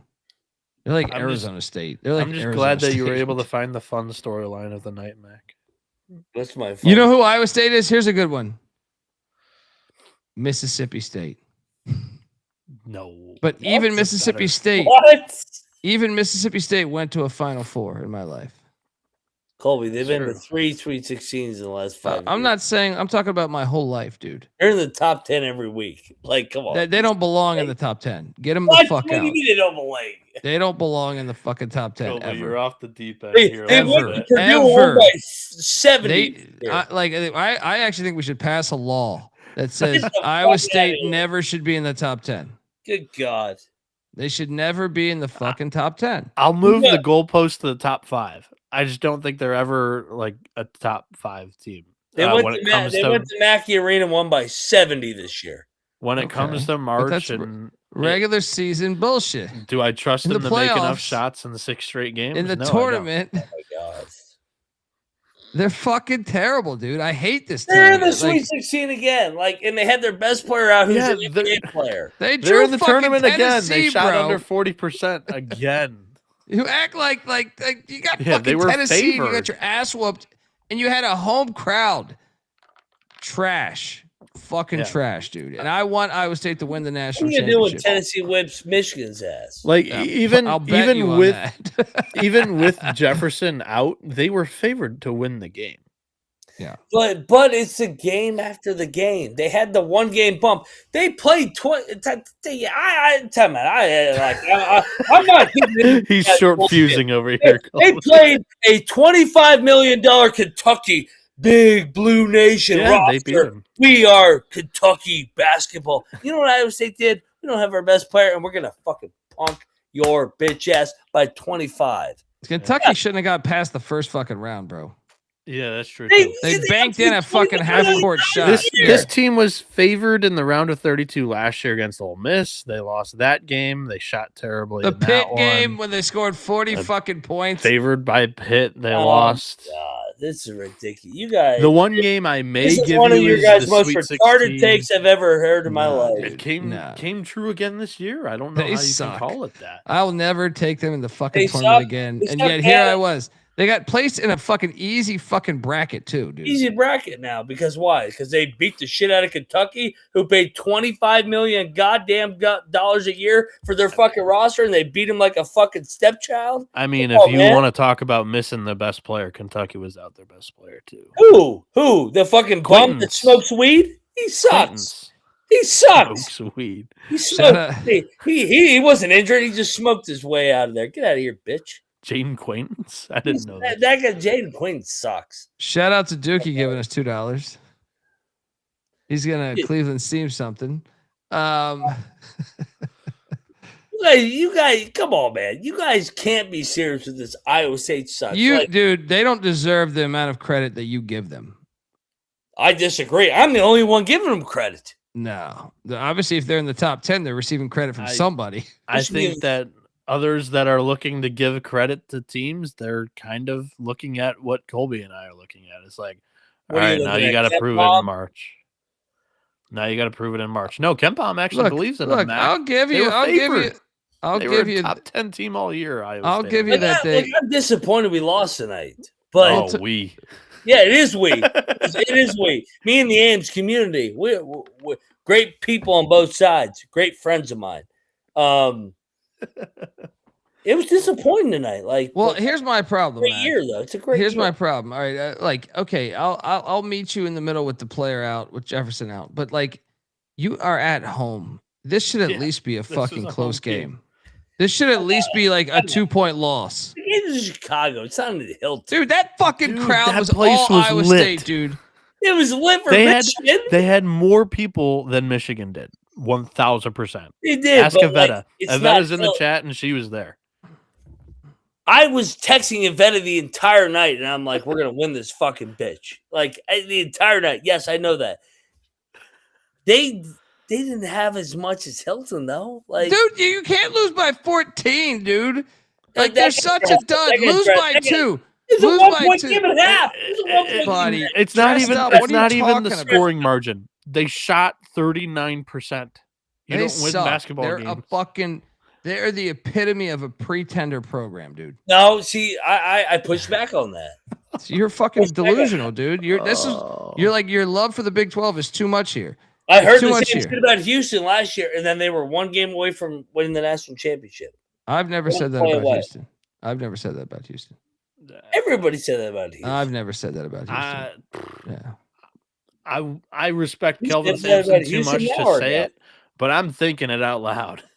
Like, Oh, I don't Houston, know if I Paul can pick Bieniek? them to Oh, win here a we go. national championship. No, I could. I mean, they got there. They had an 18-point lead in one. You know what I mean? Like, I've never they once didn't win it, but okay, but I mean they've been to multiple Final Fours. Like it's completely different. Iowa State has been a horseshit fucking performance in the tournament my whole life.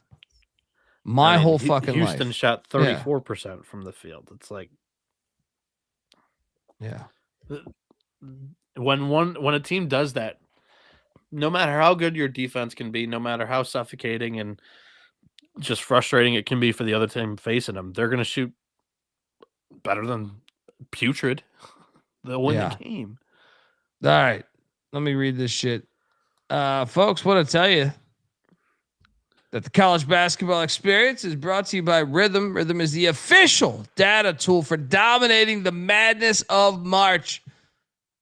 A Rhythm generated bracket went 34-0 in the first 2 rounds. Unfucking believable. Rhythm continues to crush it in college hoops. What are you waiting for, people? Get in. Looking to go premium? Use the promo code SGPN25 when you download the Rhythm app for 25% off your first month. Download Rhythm. That's RITHMM. Promo code SGPN25. We're also brought to you by No Big. No Vig is America's #1 sports prediction market. With No Vig, you know you are getting the best prices. Download the No Vig app. Get $50 when you spend $5 if you use the promo code SGPN. So get in on the action with No Vig. Promo code SGPN. And we're also brought to you by Merch Madness. Yes, it's March Madness over at SGPN. It is Merch Madness. 15% off everything in our store with the promo code March. Get that George Mason Start Your Football Program t-shirt to help us out. We're in the low 60s, I believe now. So jump over there. We're trying to get this thing done. We got shit, man. We only got like 8 days. So we need your help. So jump in. Merch Madness, SGPN merch store, promo code March, startyourfootballprogram.com, and let it ride. All right, let's get to these games because obviously we're never going to see eye to eye on that horse shit. I can't do it, man. I can't fucking do it. I want Iowa State to win national championships. I don't like being painted. Story. I don't like being painted as a villain. I have an Iowa State t-shirt in the other room, right? But yeah, I like good stories. I like David I like the dark horse and the Cinderella. Yeah, that's why I displayed it. You know, yeah. I know. You got a very big poker chip. Your stack of poker chips is not high, but you've been chilling with a 1K poker chip over there. Yeah. Well, let's talk about a real Iowa school that doesn't fold up. The Iowa Hawkeyes. they folded forever. I watched them go far before. Remember them back in the heyday.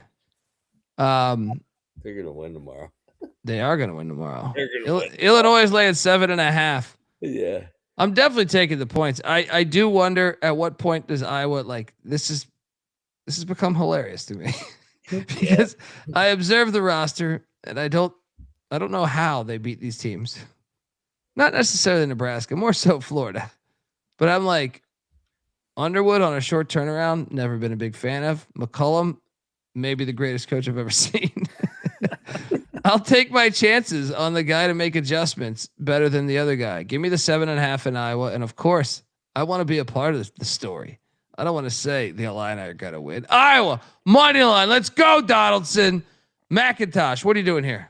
Yeah, so what they played in Iowa City, it was like one of the first conference games of the year. I love that they lost that game, by the way. Yeah. Because McCollum, I bet you McCollum didn't even need to watch the tape. He knew in his head what the fuck pissed him off about that game. Well, and I think everybody's blowing the Illinois size and length and all that bullshit. Hopefully Iowa shoots more than 2 free throws here. Iowa's seen Illinois. I don't think they're going to be intimidated. I think this is going to be a ball game that comes right down the wire. I think Iowa's going to win the game on the money line. So Hawkeyes, Kirk Ferentz, yeah, and Ben McCollum. Final. Iowa wins. If Iowa wins the national championship, I'm moving to Iowa. I'll tell you that right now. I hope Iowa wins it. Tell you. You think they're going to be scared of Brad Underwood? We've already seen them on a quick turn. Underwood historically on a quick turn is trash, too, dude. Remember the 30-0 run against UConn? That was brutal, dude. I was going to win outright. Let's go. Get this Illinois fucking phony shit out of here. Bieniek? I want to do it so bad, man. And like personally, I'm rooting for Iowa so much because the reason why opening night I earned the name, and I don't like it, but John Rocker, is because of this Illinois team or anything Yes, like yes, the story that is going to be talked about for the next week if Illinois makes the Final Four is how Brad Underwood went over to the Balkans and recruited a bunch of 20-year-old freshmen. That's not the college basketball that I'm a fan of. I'm emotionally hedging this game. I'm taking Illinois to win and cover. The cocktail napkin actually has a bigger edge on the over, has it set at 142.5. He still hasn't learned. To me, I'm not going for the over here just because I know Iowa. They've been making some shots lately, but I know they are not afraid to just take this game into the mud. But I think at the end of the day, it does come down to, Iowa's got a Spaniard big man in Alvaro Figueres, but like Illinois' got 3 former pros from Europe. Like, I'm doing it. I'm fading Ben McCollum on a short turnaround in a tournament game with Brad Underwood in Illinois. It is disgusting. I'm not a fan of myself, but I just think that Illinois fan. So Iowa is happy to be here in the Elite Eight. Illinois is just so hungry for a Final Four. That's how I see this. I think it's going to have an he's Illinois, trying so hard to get out of Illini this crowd. I see what he's doing here, Mac. I'm going Illinois. He sees bet. He sees the wonderful American whites of Iowa, right? And says, look, they've been calling me Noah Rocker all year. Rocker would love that team. I am going to take these fucking Europeans mixed in with the occasional African American. Not my nickname. It was not given to me. I didn't really like it. And I'm going to get out of this nickname, but you can't. But that's my number one pet peeve with the way that college basketball is going. And if Brad Underwood gets to the Final Four with a couple of 20-year-old freshmen, I'll be frustrated. And it was Noah that you know what started it was Noah Rocker got his name because he shit on Dominicans. He just came for Dominicans, and then he fucking shit. What'd you say? Sammy Sosa was Cuban? What you said something ridiculous. No, it was we were talking about his skin tone. Like it was. Yeah, but you got his country wrong. You got his country wrong. Yeah, maybe. Yeah. And it was quite hilarious, in my opinion. But Noah Rocker, he's Bieniek, Mac, he's trying to fuck with us here. He's taking the Euro team, saying like, oh fucking, love the Eastern European people. There's a difference. Lundeborg actually was in junior college, and he's a 5th-year senior. T-Buck, get him, T-Buck. No, I'm pissed about the 20-year-old freshman. Like now they can be 24. We're talking about 18. They have a 17-year-old freshman point guard in Wagler and a 20-year-old freshman center. It's like, come on now. Use a head. Use your brain. No, he said that, no luck, Nate, but he also said he was pissed off at these Dominicans playing baseball and stealing his roster spot. I remember that was a joke. That was a joke. But our program was 75% Hispanic. Different. Yeah. You're like these. No, that was a joke. I love all these those guys. pile of shit Dominicans coming in here, right? Hitting their dingers. No, right? we traded too. Like they gave us one of theirs that way. One of theirs hung out with us all the time. That way we'd have a translator. And then you said one of ours was one of their best buddies too. I thought you followed it up when you said no, finally we got the African Americans out of baseball with the exception of fucking Mookie Betts. Right? You're like we're Hank Aaron was a sport piece of together. shit. We're cleaning the sport up finally. All right. Barry Bonds, get him out of the sporting. This has gone too far. These goddamn Barry Bonds bastard. We're just gonna play basketball, you fuck. All right. Barry Bonds, that was the best hitter We're still paying Bonilla. I can't believe that shit. Right? Yeah, I mean, I can't believe that. Motherfucker still hitting balls in that was the best contract. Goddamn Julio Franco. He gets $1 million every July 1st or whatever the fuck it is. That was the best. Anyway, give it up for Noah Rocker in one of his final performances of the year. Yeah, Noah Rocker. I hope it's the final one. What, you want them all dead, right? That's what it is? I hope it's the final one on their side, right? They're all dead. Get them out of this planet. All right. Jeez. It's gone too far. Oh, it's a joke, buddy. They can't fucking handle that. It's called a joke. All right. Yeah. Shout out to Abner, who's Dominican. I'm the one that brought it up. The Dominicans. That is true. No, the nickname to get you guys going because I knew you are looking live. I think you shit on Dominican coffee. You shit on all this shit. I remember this. No, I actually really like. Said the cigars are horse shit. I had Puerto Rican Cuban tequila, and it was fantastic. Puerto Rican? What does that have to do with Dominican? Right? Well, the guy that brought it up was Puerto Rican, and it was fantastic. There were great people on both sides, according to old Bieniek over there. But both sides of what? Whatever Bieniek wants. What are we talking That's here? Max saying now. You are looking live. Noah the Grand Wizard. Where's my coonskin cap? I can't even find them. I'm too drunk right now. All right, bringing that up was a mistake. His that was a power play in Vegas though. Everybody loved that shit. Oh yeah. Yeah. For many people asking, what's that about? I go, it's a winner.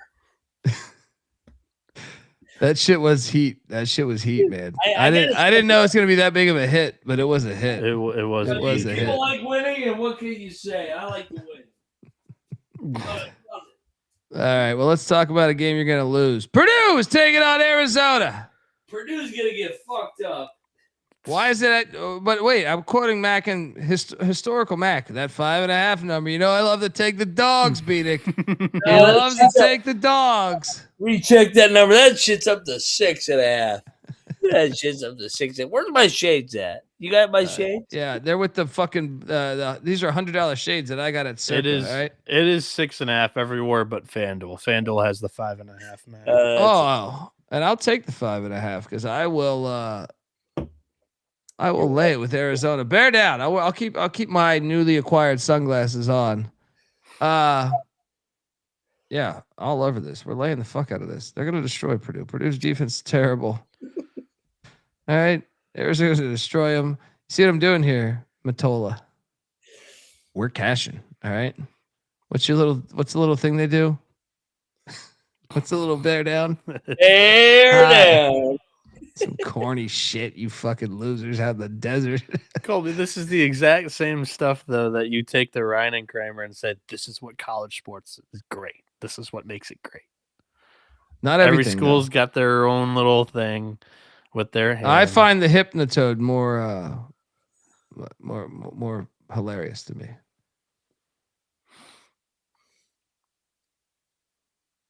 What do you find like the Gamecock? Bieniek. I'm on Arizona, guys. I'm laying the 5.5. They win by 12. Alt line. What's Davey Crockett? What are you doing here? Is that me or Bieniek? You're wearing the fucking Davey. Yeah. I thought you said no rocker. Oh no. No, nothing close. He said David Crocker or whatever. Arizona's gonna win by 20. Yeah, I'm gonna tell you what my night's gonna be. The game's gonna tip off at what? 8:50. 8:50. You'll be at Mountain Mamas. I'll be at Mountain. They got a fucking slim. They got a Slim Jim special. They got a Slim Jim special. I'm going to Richmond tomorrow. So I'm going to Parlay, our bar. Shout out to Parlay. Yeah, and then I'll go to Scotty's. And then we're going to win by 20. And then I'm going to fucking FaceTime Steph Smalls and tell her how good Bear Down is. And that's what's going to happen. That's going to be my night tomorrow. No FaceTime from Matola? Don't be a pussy and wear that hat at the bar. I probably will have it on. You need no probablys. All right. And you know what they're gonna be like? That guy, he's a high IQ guy. Bear down, Matola. We're gonna win by fucking 22 tomorrow. This Purdue shit. Get the fuck out of here, Purdue. Purdue. Oh my god. They can't even be Fairleigh Dickinson with Tobin Anderson. We're gonna Alt line. Arizona is gonna fuck them up. Bieniek, what are you doing here with your boy Matt Painter? Yeah, I've been pretty quiet, so that probably signaled that I will be on Purdue here. It's a very similar handicap for me with Purdue against Arizona as it was Utah State against Arizona. When we're looking at the two coaches, against the spread record-wise, Matt Painter's been the better coach in the NCAA tournament, especially on the short turn, than Tommy Lloyd. He's lost to a 14, 15, and a 16. I'm aware. I'm aware. And in the last 3 years, he's gone to the second weekend. What do you mean? I guess he's had more shots at this though, but that's a little unfair. Time out. This Kunchke, he lost to a 13, 14, 15, 16. That's a bold take, baby. How can he be the best? It's just stats-wise, ATS record-wise. He's got the better record. Oh, shove those stats up your ass. What? All right. He's had more opportunities, I would say. I'm just 14 and a 15 and a 16. I'm just stating a stat and some analysis. I mean, shit. I know probably half the chat's gonna they're gonna they're gonna crucify me in the YouTube comments after the show. The same three accounts are gonna comment 30 times on why is this guy taking Purdue against Arizona. Can we replace Noah? Is this a DEI hire? Oh, yeah, there you go. Hey, there you go. You're DEI. Love you, Bieniek. No. I mean, three commenters leaving 30 messages when 10,000 people download a pod. It is what it is. Yeah, it comes with the territory, buddy. Yeah. Try doing open mics. So try working out content at a fucking bowling alley, right? That's. Anyway, continue. So, yeah, Purdue's got 4 seniors on the squad up against Arizona starting 3. Purdue starts 4 seniors up against Arizona's starting 3 freshmen. Yeah, Arizona's probably still got the physicality edge over Purdue's experienced players, but I just think that when you look at the way this team played down the stretch in January, February, they're playing better in March, and I don't think they just had a good game. I thought they played ass against Texas. We're lucky to survive. And this is what I've been doing in the NCAA tournament. Did you say we? No. What? I thought you said Purdue, we were lucky to survive against Texas. No, I don't think I said that. I'm not like Mac and claiming all these Big Ten teams as my own. Even though I know everybody's like, how is this guy a fan of 2 teams? He can't be a fan of 2 teams. This generation sucks. He's got 2 teams. Oh, yeah, dude. More respect for Bieniek tonight. This is great. He's kicking ass. Yeah, we're rolling here. DEI hired Bieniek. You finally have grown. You got some hair on your chest. You got some fucking balls tonight. I like it. Yeah. Keep now keep going, Noah Rocker. Come on, Noah Rocker. Finish these bitches.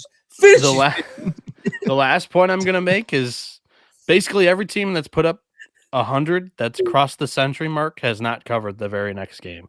The only game that I think you can point to is Michigan and St. Louis facing each other after putting up 100, and St. Louis got ran off the floor in the second half. I think this will be close down the stretch of the game.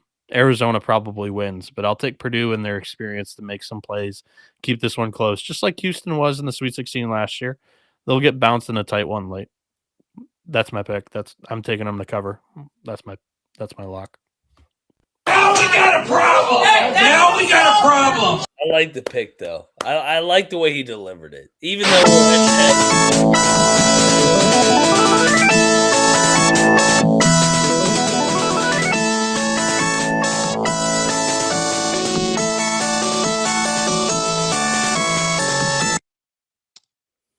He did deliver it well.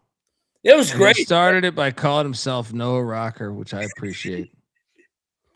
I mean, that was the other game too. That was Yeah, the but Illinois either way, game the you fact you mentioned. brought it up, I'm glad you acknowledge who you are. All right. To us. All right. We call you Noah Rocker.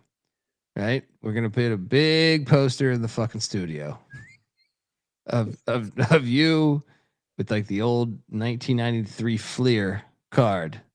And just change Noah Rocker, but it's going to be just like John Rocker's. And I went and replayed it. All these guys saying that I said we in the chat. I said we're lucky to get out alive, not we were or were, like as in we are. I'm gonna have to go back and listen to myself because we're lucky to get out alive. Go you've been known replay to, it. I just did it on my phone. Finish you've been known to twist things before. All right. I'm on Bieniek's side. I'm on. I like Bieniek too. Bieniek's. Let's go. Look, that's what I'm saying, buddy. It's like Bieniek's the fucking man. All right. Yeah. We love Noah Rocker on this show. We support Noah Rocker on this show. This guy's got a Redskins cap and then a coonskin cap, and I'm wearing brand. You never this take nice yourself too TC seriously. hat. That's the problem with everyone these days. They take themselves so fucking seriously. /store. All right. Yep. Or get the Redskins hat in the store. Tear down. Yeah. Go to. I don't know where. It's probably. I got this somewhere though. I don't remember where, but it's out there on the internet. All right. Do your due diligence. It's much better than that other bullshit. Yeah. Anyway, what the fuck are we talking about? Cigars? Sunday's game? Dominican cigars? Next up, let's jump over to Sunday. He didn't get well tonight. That was he did do good. He did. Well done. Noah Rocker. Oh, here we go. Noah Rocker was throwing high heat. All right. He was throwing high heat. Chin music. Right at Tennessee, Michigan, Chicago, Illinois. The home of the goddamn lasagna pizza. Right? Don't you do this. I won't do it. I know we're almost out. Right? Those fucking Dominicans don't know how to make pizza, says Bieniek. Right? Yeah, these Tennesseans are coming up and they're like, "Oh, this is great pizza, better than we've ever had." The Vols are catching 7.5. Oh god. Fade. Outline here too. I will lock up Michigan. This is like a terrible matchup for Tennessee, in my opinion. Like Tennessee's a great rebounding team. Well, guess what? So is Michigan, right? The strengths of Tennessee, I think, get negated when they play Michigan. And I'm gonna fade. I know I fade Tennessee almost every game, and I lose. So do I. Who do they play? Who do they play in the opening round? Miami and Miami, Ohio. Wait, I haven't got a Tennessee game right. So you guys, if you're a Vol fan, I'm doing you a solid. You're welcome. Right? But give me Michigan minus 7.5, and I'll sprinkle the outline on that too. Mac. 7.5. 7.5.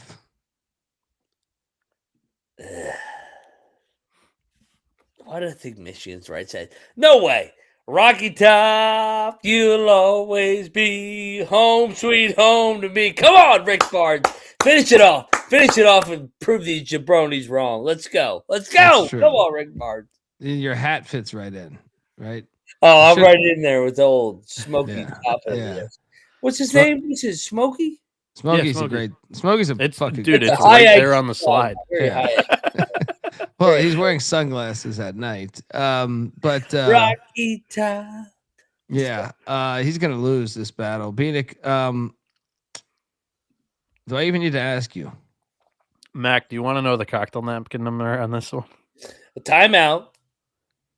I'm gonna guess. I know this Ken Palm or Bart Torvik or cocktail napkin haven't got you do. We're gonna go. My assumption is it is gonna be Michigan minus 5.5. 3.5.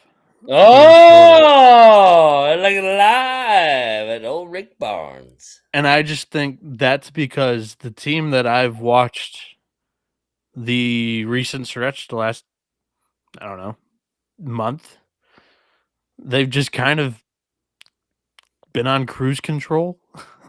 like played down to their competition.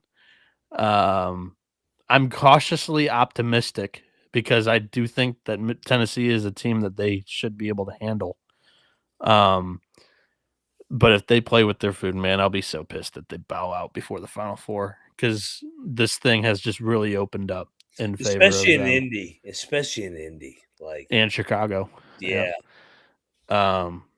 So yeah, I agree with Colby on everything. I'm going against the cocktail napkin. I'm laying it again. Cautiously optimistic that I think Michigan, if they play 100% engagement effort wise for a 40-minute stretch, I don't see how Tennessee's offense gets buckets. Third time's a charm. Rick Barnes, third straight Elite Eight. This one he gets done. He's so due, dude. He's so due. Yeah. What is best in life? To crush your enemies, see them driven before you. We got a battle. Dundee, Bieniek. On blue. McIntyre. Was smoking a dough. All right, final game Sunday. UConn, Duke, Washington, D.C. Phenomenal.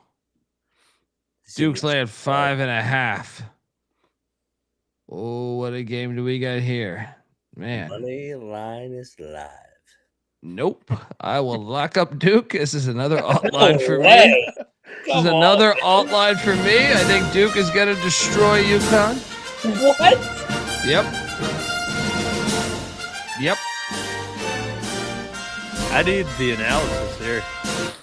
I just don't think UConn's that dude. I don't think Duke's good. Really? I do. Nah. I do.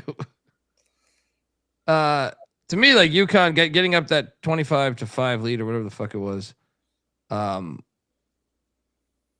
was the game right there. Like that was to me. I don't think Duke would give him that opportunity. I think UConn's been a little phony all year. Credit to UConn and Hurley for getting that dub. And great game plan because they stuck it to him right away. But I think Duke, especially now that I know they're healthy, I think Duke's or healthier, I should say. Yeah. I think Duke's better at every position. What am I doing here? Yeah, lay it. Duke will have the crowd too by a little bit. Oh, that shit was even tonight. It kind of was. There's a lot of UConn fans in DC. Yeah, I didn't realize that. Yeah, but it's Big East territory. Yeah, I would say that Duke has the edge by slight margins, but I think Duke is just a way better basketball team this year. Like without question to me. Cash Juno saying avenge Reddick. I will say UConn historically fucks with them in the tournament. UConn fucks they do. Yeah, they do. Yeah. But I'm laying Duke minus 5.5. My dog is the Hawkeyes. The Hawkeyes only. Lock it up. Mac, what are you doing here? Clip it. UConn Huskies. They're beating Duke outright on Sunday. Once again, whether it was Calhoun back in the day against Coach K, now Hurley's going to be Shire. I like the matchup. I think UConn has not played their best game. I think Duke's overrated. I think Duke is way overrated. UConn wins the game outright. They go back to a Final Four for the third time in 4 years. See you in Indy, UConn fans, and buy my drinks. Let's go with my money. UConn Huskies. Wait, what part of the matchup do you like here? I'm curious. Duke's the best defensive rated team in the country, right?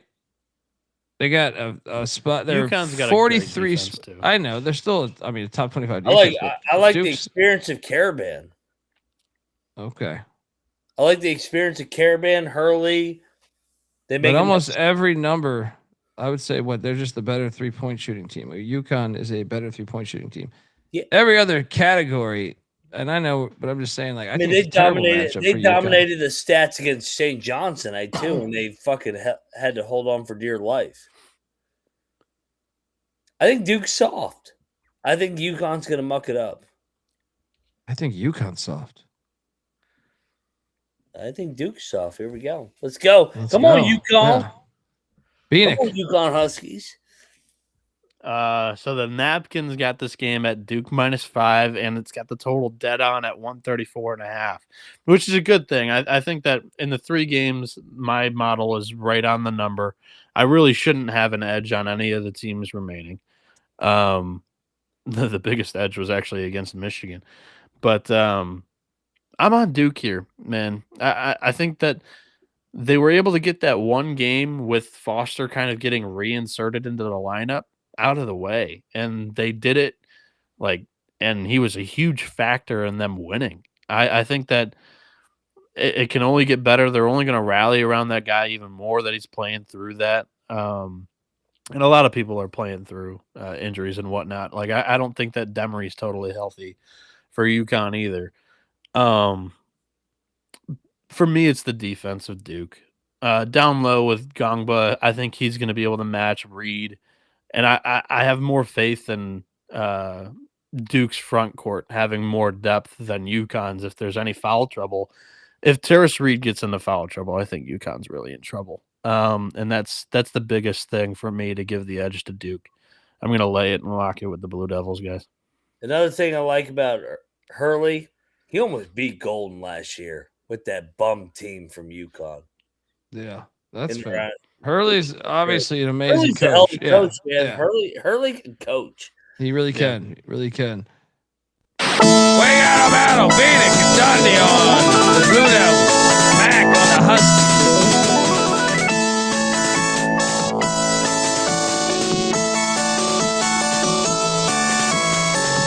I mean, Kubi, they weren't trash. I went 500.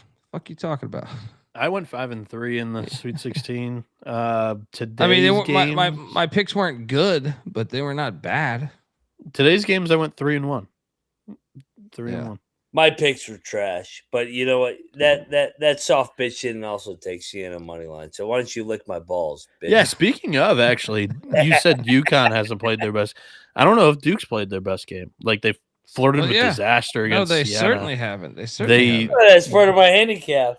They dressed it up late on TCU because all the free throws and the techs, and TCU just fell apart. And then St. John's, I mean, they were trailing for 30 minutes. So, yeah. Yep. Bad matchup. It's actually hilarious that the 1 and 2 seed got to the regional final and neither one's actually kind of played well. And it's kind of been against teams that we expected to be there. their entire path, their entire way to the Elite Eight. Like, they just haven't played their best. And I think you could say that about Michigan. I don't think you can say that about Iowa, Illinois. I think they're both playing their best basketball right now. Purdue didn't have a great game, but I think their team trajectory is still going up. Arizona is the one elite team, like the one top seed that really has not shown any signs of slowing down the entire year. Yeah, 100%. 100%. All right, that's our show. Favorite bet. Favorite bet. I personally think it's Michigan laying 7.5 against Tennessee. God. I do. I just think it's a horrible matchup for Tennessee. Mac, what's your favorite bet? What's yours? I'm curious. I think my favorite one's Michigan too. Yeah, Arizona's gonna win by 1,000 tomorrow. Maybe not 1,000. They'll win by 20. The dog, UConn Huskies. They beat Duke. For those that are curious on my totals, I think I'll go with the over in Illinois, Iowa. Iowa's going to play it at a slow pace, but they've been making shots this tournament. I think I'll trust the napkin on that one. Well, I'll trust me going to sleep on this one. Look. Silver bullet coming in over the top for the last one of the night. This is thanks for the $20, my friend. Andrew Jackson for Noah Rocker, the Dominican hater. Pick us something Point two that you want chooses something Dominicans put on their feet. Get off my baseball team. Hilarious. Silver Bullet, appreciate your $20, and I appreciate each and every one of you people out there. Make the show fun. You make the show fun. Fuck Bieniek. Fuck Mac. They're piles of shit. And They're give me complete piles of shit. Give me two Final Four Big Ten teams. The Illinois Dude, Iowa it was matchup hilarious. and this matchup right here. Give me Michigan, please. It was hilarious. I was doing a show with J Mark, our friend from Iowa. And yeah. I disagreed with his I have a UFL song that I shit on the league. And he was like, we shouldn't shit on the league.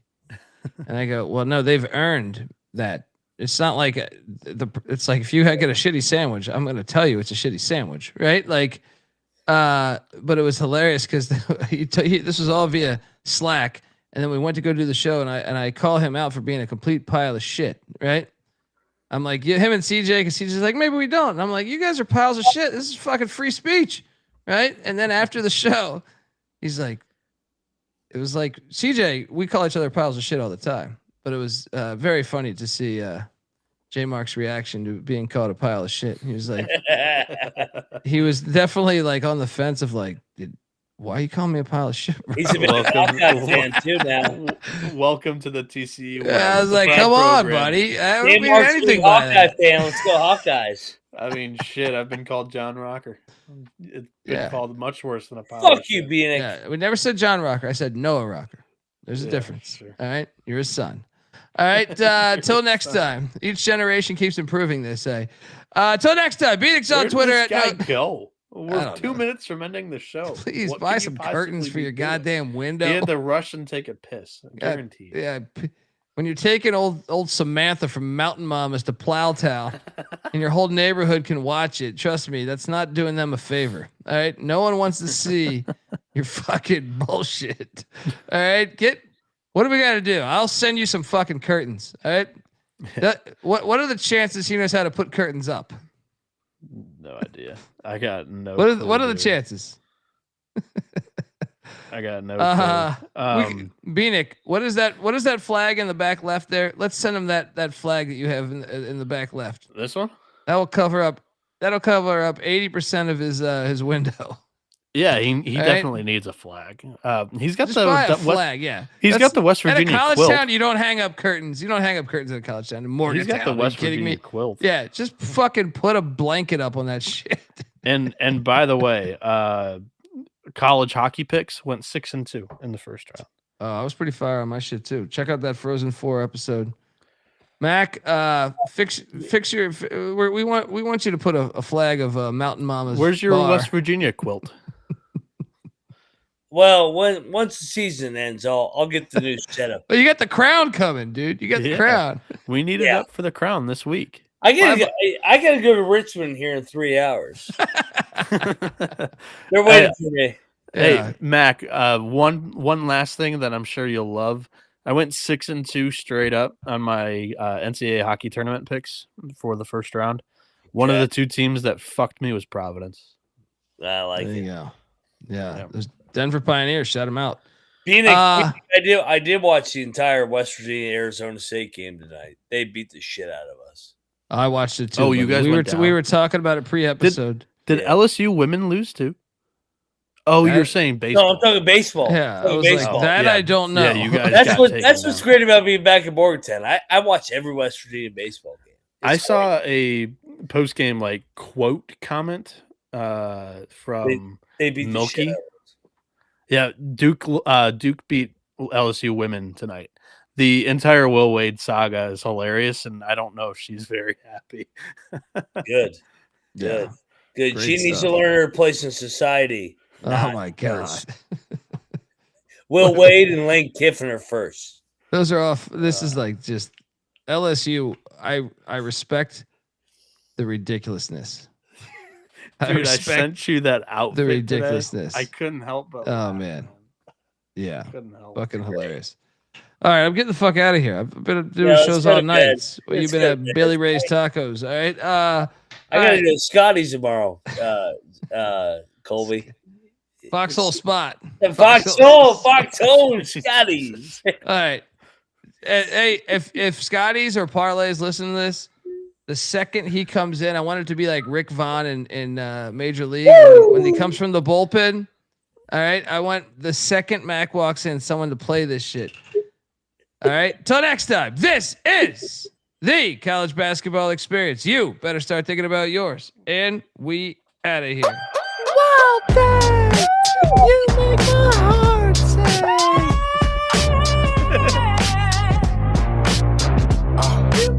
It's McIntyre here, what I say. I'm at a Mac, better the money gon' fall. Money like Mac in a major way.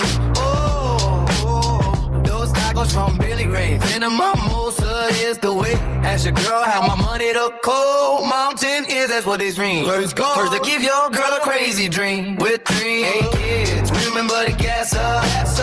I'm the king who gives your girl her ass. Her money up. But the home, it's back tonight. Feel the heat. Money line Mac can't be beat. Billy Ray's tacos and mimosas set me free.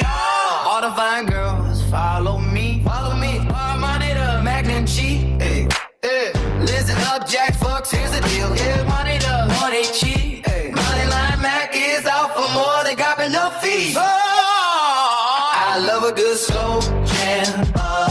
When it comes to money line Mac, now that's a proud program. It's back tonight, feel the heat. Money line Mac can't be beat. Billy Ray's tacos and mimosas set me free. All the fine girls follow me. Your girl's in a foxhole spot, taking out a mountain mamas with a fireball shot. Your girl's in a foxhole spot, taking out a mountain mamas with a fireball shot.